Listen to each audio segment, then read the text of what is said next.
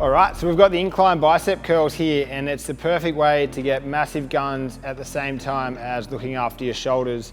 So we're gonna set up in an incline bench like this, and we're gonna hang the dumbbells down by the side. So the reason why it's good for the shoulder health is that by hanging the dumbbells down by the side, you're essentially crossing the shoulder joint and crossing the elbow joint, which means we're getting that strength and stretch across two joints.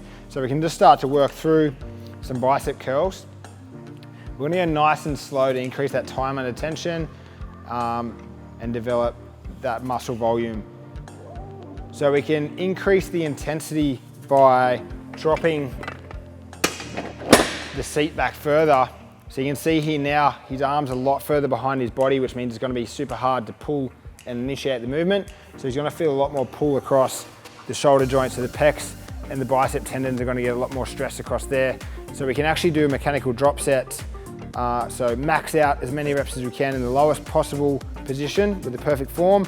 When that dies, we mechanically drop set it to there, max out there, and then we can max out on the next one.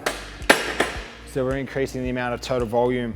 So the reason why this would work a lot better in terms of developing structural strength across the shoulder joint is because most people just curl in front, which means they're not crossing both joints, which means they're not getting as much micro tear across the tendons, and therefore they're missing out on some gains that they could get from an incline bicep curl.